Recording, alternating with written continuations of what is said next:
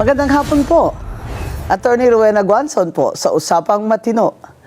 Nandito kasama natin ngayon, one of the lawyers of Vice President Sara Duterte. At mapapaliwanag niya sa atin ang sino ba tong si Madriaga na ito at napakasikat itong na para bang kung pakwentuhin mo itong mga kalaban ni VP Sara, ito na talaga ang smoking gun. Ito na talaga ang pinaka-witness nila para sa impeachment complaint nila. Kaya andito po ngayon, kasama natin ang, bago ko lang ito nakilala, pero anak ito ng aking friend. Welcome, Attorney Salvador Panelo Jr. Yes, Salvador Paulo Panelo Jr. So, Attorney Paulo, Yes. welcome. Thank you for the invitation and thank you for having me. It's a privilege to be here with you. Now, Attorney Paulo, you're the lawyer of Vice President Sara in a perjury case against Madriaga. Can you tell us briefly why you are saying that this is a perjured affidavit? Yeah, kasi karamihan ng nasa laman ng affidavit niya, pati pangalan niya, mali or hindi totoo. Sabi niya kasi dito na nagtatrabaho siya for VP Sara, simula pa lang nung mayor siya ng Davao City, hanggang sa naging kasama daw siya sa PSG at sa VP SPG na nagproprotekta dati noon kay PRRD, pati kay VP Sara. Pinabuo daw siya ng isang campaign group ni VP Sara noong 2020 na may pangalang Isip Pilipinas, hanggang sa nagde-deliver daw siya ng limpak-limpak na salapi sa mga sasakyan na galing daw sa confidential funds. Nasa maleta ba? Nasa sasakyan daw po. Wala po sa maleta. Ibang style. Pero itong si Madriaga, did he ever work in any way, directly or indirectly, with Vice President Sara in Davao? Hindi po. We have, hindi lang po sa Davao City, we have certifications from the Davao City Local Government, the Presidential Security Group, the Vice Presidential Security and Protection okay. Group, So, Department of Education, and even the Office of the Vice President. Wala po siyang connection sa hindi mga ba ito opisina. si Madriaga ngayon nasa kulungan? Opo. Anong kaso, attorney? For kidnapping for ransom. Aba, bongga. Bongga palang kaso nitong Madriaga. At sinasabi nilang siya ang pinaka-credible witness against VP Sara. Wala na ba kayong ibang makuhang witness dyan na hindi naman kidnapping for ransom?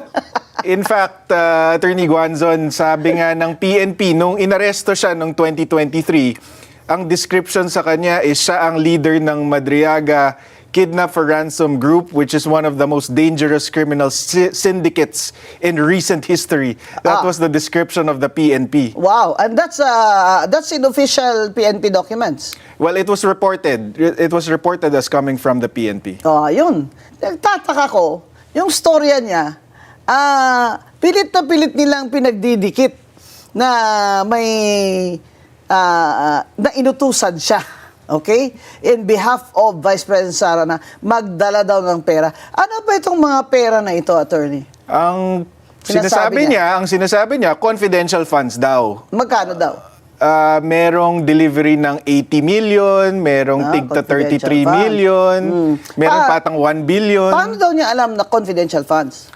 Wala siyang sinabi, hindi niya in-explain. Basta inutusan lang siya magdala. Sino Oo daw daw. nag-utos sa kanya? Si VP Sara daw mismo. Oh, talaga. May text siya. Di kagaya ni Yusek Bersamin. May text sila ni Bongbong. Oh, di ba? Bongga, ito. Walang text. Attorney. Wala. So far, yung affidavit niya mismo, wala talagang substantiation, walang nakadikit na any evidence. Oh, saan daw niya kinuha yung pera? Well, sinabi niya, inabot daw sa kanya ni Colonel Dante Lachica, na dating OVP Security Officer. At Bakit daw sa kanya inabot? Dahil parte nga daw siya ng grupo. Pero meron tayong testimony from Colonel Dante Lachica na hindi niya man kilala tong si Madriaga. At saan daw niya dineliver at kanino? Kung kani-kanino, meron daw sa parking lot ng Mega Mall, meron sa Ombudsman parking lot, meron sa isang mayor in Laguna na hindi naman pinangalanan, meron sa Novaliches, sa Santiago family. Pero walang mga detalye, 'di ba? Oo. At yung mga detalye na binigay niya, kunyari, meron siyang sinabi, dineliver niya sa Mega Mall parking lot. Tapos, white Vios daw na may 80 million ng laman. And then, a few days later, nakita niya daw na the same car minamaneho ni Miss Ria Kilala, asawa ni Attorney Ryan Kilala. Pero imposible yon kasi sabi nga namin dun sa complaint affidavit ni VP Sara, hindi naman nagda-drive itong si Ria Kilala. We have a certification from the LTO Oo. na She has no license. no driver's license at hindi Oo. talaga marunong mag-drive. So, So, ang timing lang, attorney, gusto ko makita. Kailan siya nag-execute nitong affidavit niya? November 29, 2025. Simula na nun, ang first impeachment, di ba? Meron na. Tapos na. Voided na ang first Oo, impeachment. tapos na. Tapos, at saka siya ngayon, sa November siya. Bakit daw ngayon lang siya nag-affidavit niyan?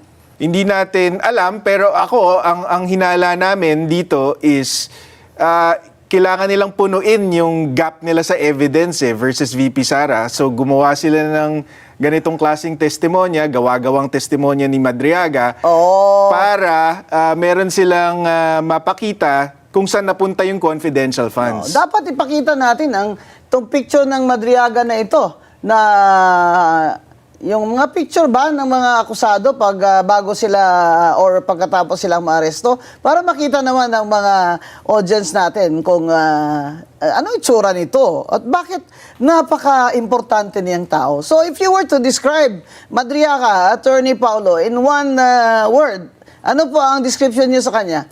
Huwad, sinungaling. Yun ang bod nun, talagang. Oo. At saka Attorney Guanzon, hulog ng langit kung tutuusin. Oh, bakit? Sa amin sa defense kasi kung yan ang star witness ng mga impeachment complainants, lagot sila. Kasi halatang halata na politically motivated yung impeachment complaints kung ang star witness nila napakasinungaling at Oo. basag na basag sa At nasa kulungan. ebidensya. Nasa kulungan pa. Ang magandang tanong doon, sino kaya nakahanap dito sa kay Madriaga na para sut-sutin ito na mag-affidavit? Sa palagay mo?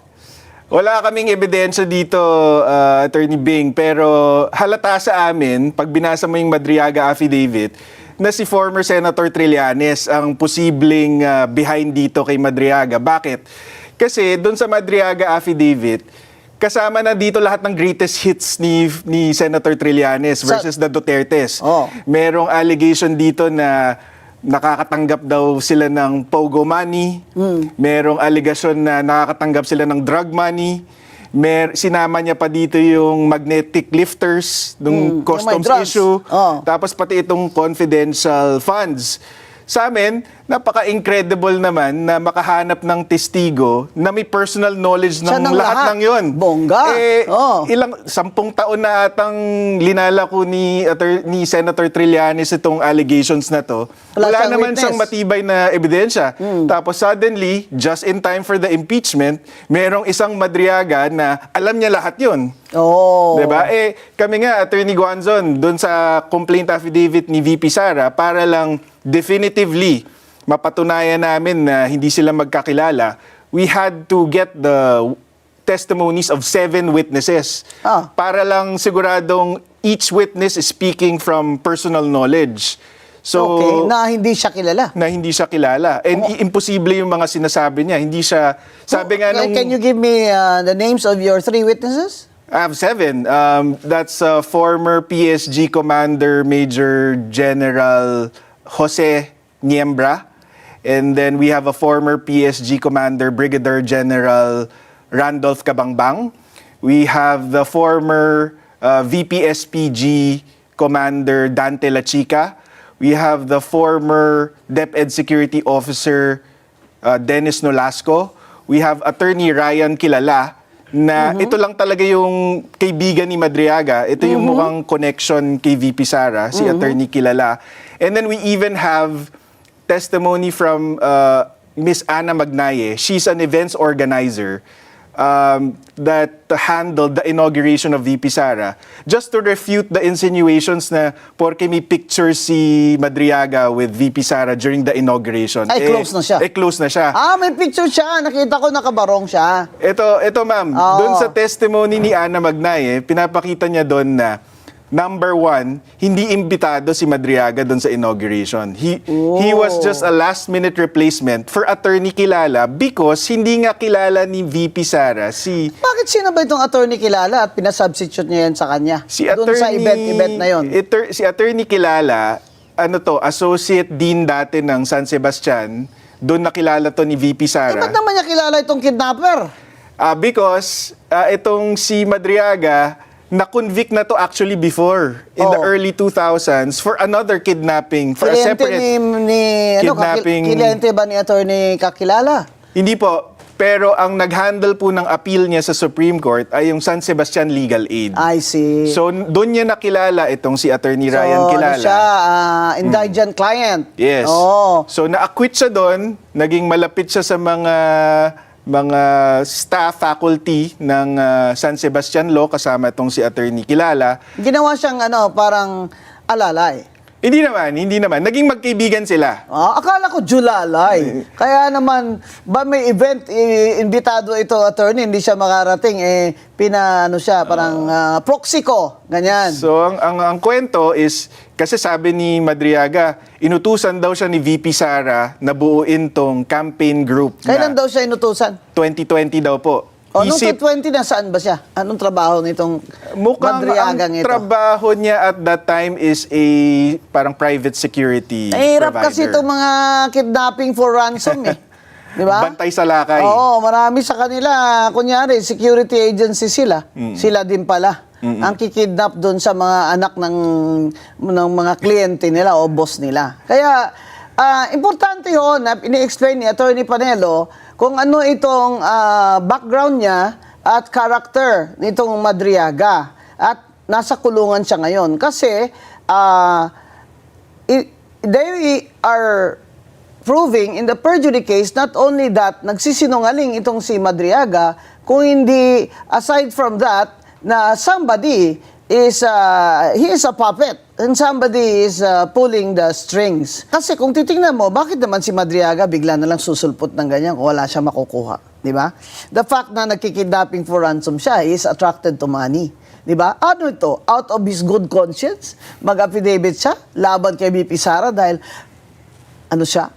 Anti-corruption, advocate. Huwag mo na kami ibudol, ha? Talagang, ang hirap mo paniwalaan. Actually, ma'am, yung testimonya nga nung events organizer is nagpa-unlock si VP Sara ng picture taking sa lahat ng bisita. Of course. Hindi lang sa Oo. bisita, pati yung onlookers. Tapos 6 to 12 midnight daw ang yung Picturean. picture taking. Yeah. Tapos, ang ginawa namin para ipakita na hindi siya special, in-attach namin lahat ng picture taken Yeah. on that day. Oo, lahat. Pumipila yun eh. Pumipila yan. 1,200 photos, Attorney Guanzon, Oo, para pumipila. pakita na hindi siya special. Oo, ba't naman siya special? Mukha naman siyang, ewan. Mamaya, sabihin nyo na naman, si Atty. Watson, grabe daw mag-discriminate. Sa itsura pa lang. Ano ko dyan, yung storya, hindi yung itsura.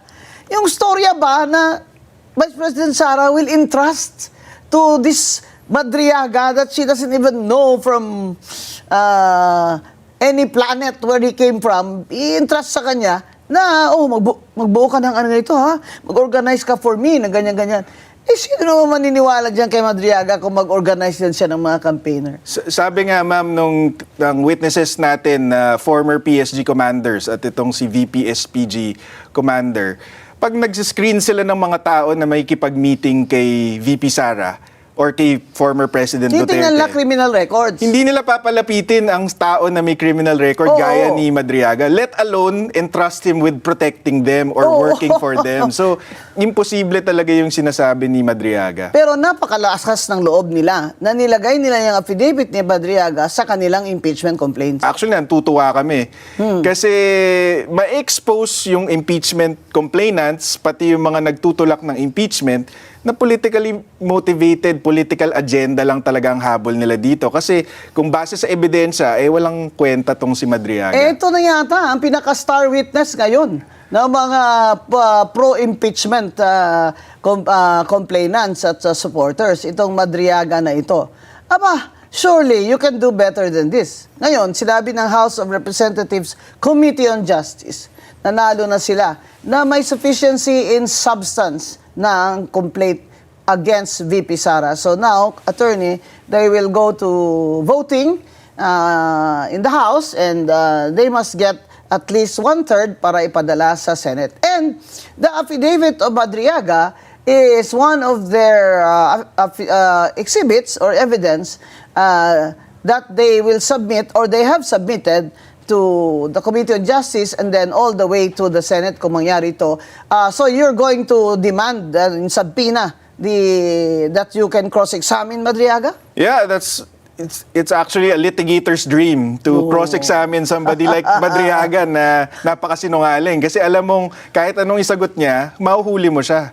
So, yeah. I mean, may balita last week, Attorney Guanzon, I'm not sure if you caught it, na nung nag-file kami ng perjury complaint, biglang may lumabas na may death threat daw kay Madriaga sa loob ng kulungan. Oo. Meron ding report na inaalok daw siya ng 1 billion not to testify.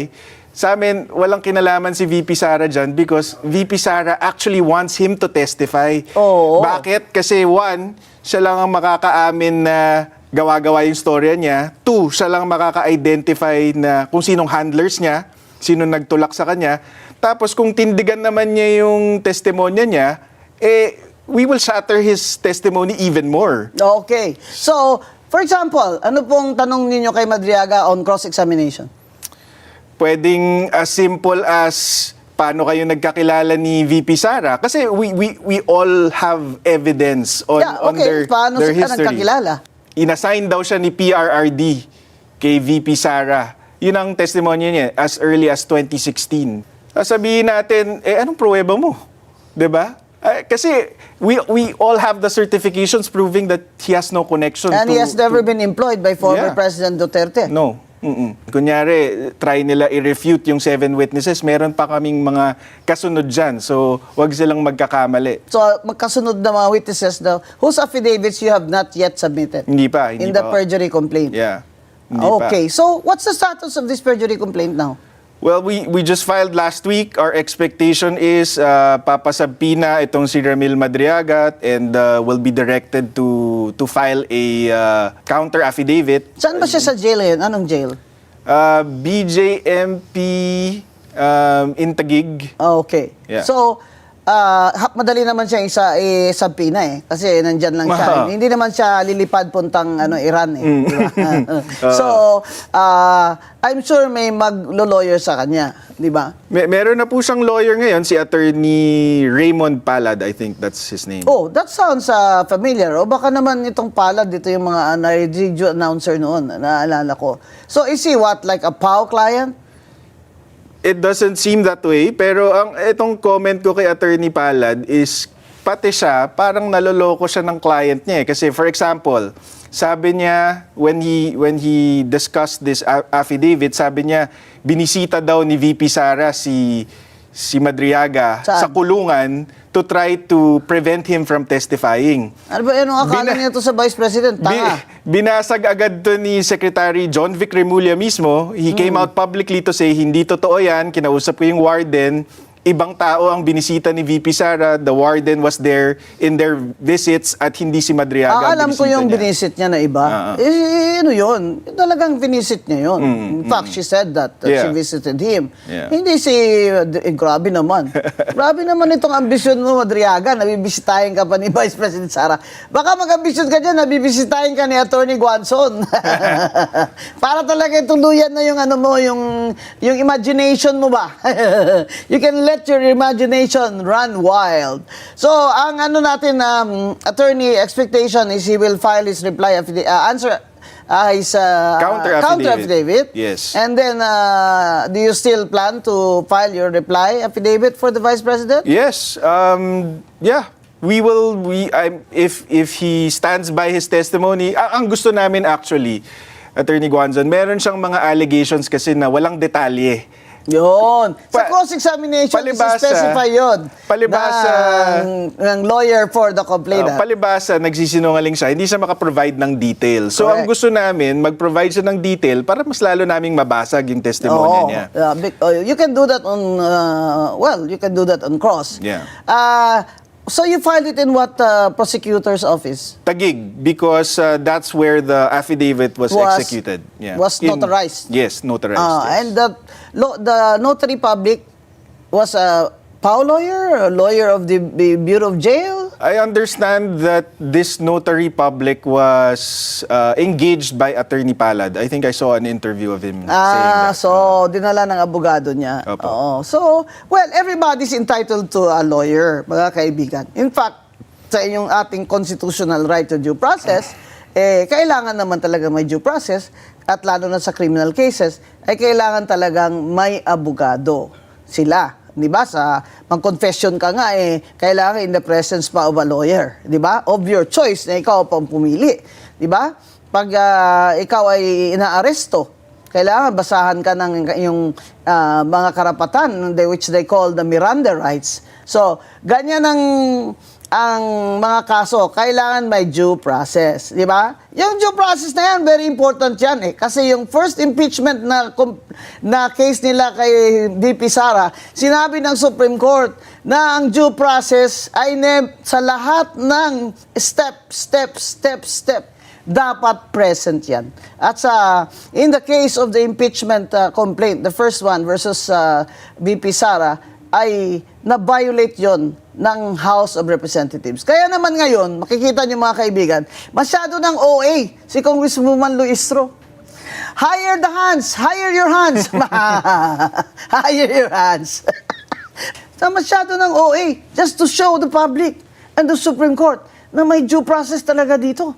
Kaya ngayon, bibigyan na nila ng kopya ang lahat ng mga congressmen at congresswomen at lalo na, ibigyan na nila ngayon ng kopya ang nasasakdal ang pangalawang Pangulo ng Pilipinas. Kaya itong testimony, affidavit ni Madriaga is very important also in the impeachment case. Now, since he is their star witness, abangan natin ang magiging cross-examination ni Attorney Panelo Jr. dito kay Madriaga para mag-enjoy tayo. Ngayon, obvious naman talaga na ang impeachment ng mga kaso laban kay VP Sara ay political na. Or dati ng political, even the first one. Kasi siya naman talaga ang the woman to beat in 2028. Hindi ba? Matagal ko na sinabi yan. At sinabi rin dyan ni dating Senate President Frank Drilon that she's really the woman to beat. Sinabi rin ni dating Ombudsman Justice Conchita Carpio Morales that she's really ahead. Right? So, the only way for them to knock her out this early in the game, 2 years before the election, is to impeach her. But the biggest problem of the BBM administration is that they do not have the numbers in the Senate. In the Senate, they must get 16 senators to vote in favor of the impeachment. Nabawasan na sila dahil si Senator J.V. Ejercito ay nagsabi na malamang hindi siya pipirma dyan. At ang grupo ng NUP na partido ni na Congressman Puno at ng industrialist multi-billionaire na si Enrique Razon ay nagsabi na hindi sila pipirma dito sa impeachment na ito dahil wala namang bagong ebidensya. Ang bagong ebidensya nila, si Madriaga. Yes. Kaya napakalaki ng trabaho ni Attorney Panelo para sirain, pulbusin itong mga statements si Madriaga and show him that he is the fraud and liar that he is.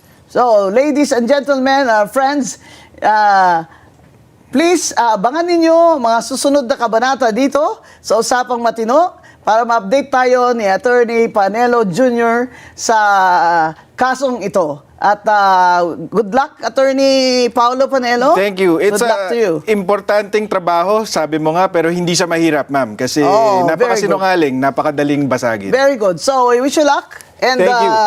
Thank you. We will welcome you back here after the case is filed. Thank you, ma'am.